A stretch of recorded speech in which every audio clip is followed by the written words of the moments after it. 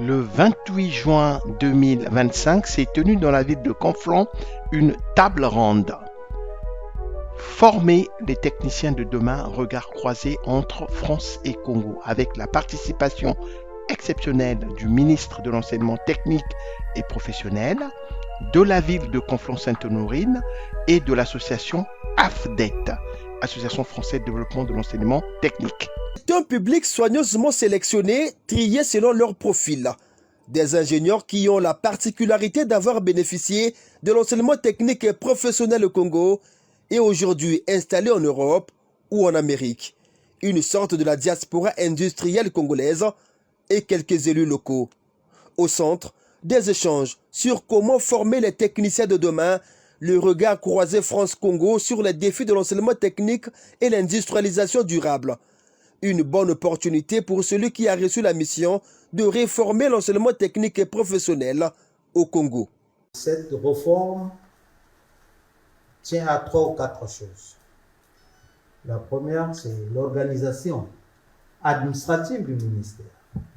Travail qui se fait.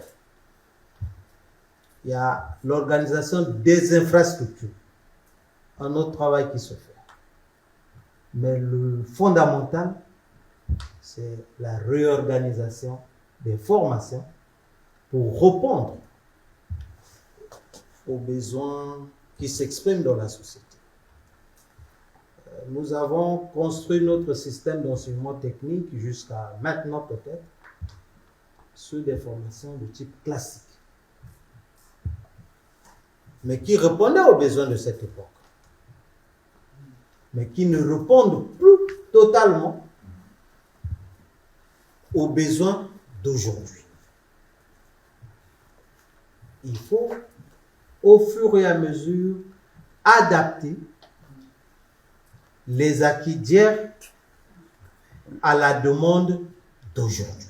C'est donc un échange froid auquel s'est livré Ghislain Thierry Magessa Ebomé avec comme toile de fond favoriser la coopération éducative et industrielle, encourager des projets concrets d'échange et mettre en lumière les enjeux communs en matière de formation technique et professionnelle.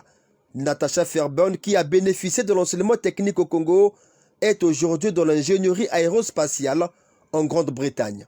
C'était très productif et c'était bien de voir que le ministre était intéressé au refond et il a pris en compte les suggestions qu'on lui a fait. Et on a aussi pensé que lui-même aussi il faisait, pas qu'on pensait, mais il a donné aussi l'impression qu'en fait il pensait aussi à certaines choses, il voulait aussi une réforme.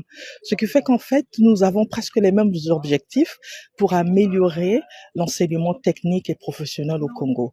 Ça, c'était vraiment un plus. C'était vraiment bien d'écouter un peu différents partenaires, différents personnes qui ont été là, d'apporter aussi leurs idées, leurs soutiens, leurs suggestions. Elle est satisfaite de la démarche. Satisfaction aussi pour Michel Padonou, maire adjoint de la ville aux Dames, délégué à l'international de l'Association française pour le développement de l'enseignement technique et professionnel.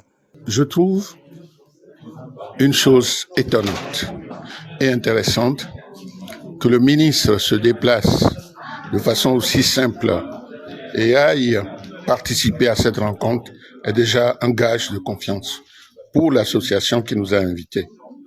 Deuxièmement, qu'il soit à l'écoute, c'est un puissant gage. Et troisièmement, qu'il nous indique les domaines dans lesquels il y a des coopérations rapides à faire. Je pense que là, cette association a beaucoup. La rencontre est le fruit de l'association RT2I, dont les membres sont sortis du lycée technique Poitiers-Bernard de Pointe-Noire.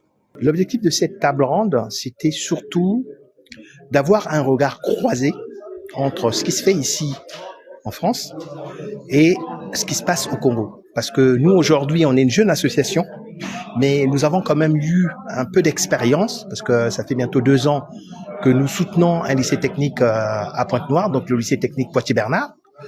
On a fait des constats, donc on a observé des choses, et on pense que cette table ronde, c'était un peu l'occasion de partager ces constats et d'avoir aussi un regard croisé avec ce qui se passe ici, pour justement essayer de dégager des leviers d'amélioration pour notre pays. Cette rencontre s'inscrit dans le cadre du séjour de travail du ministre de l'Enseignement technique et professionnel qu'il a d'ailleurs conduit dans la région de la Normandie, où il est allé, entre autres, explorer des partenariats dans les nouveaux types de formations dans les métiers de la mer. Former pour transformer. Rejoignez l'association RT2I pour soutenir la formation technique des jeunes en République du Congo. Merci.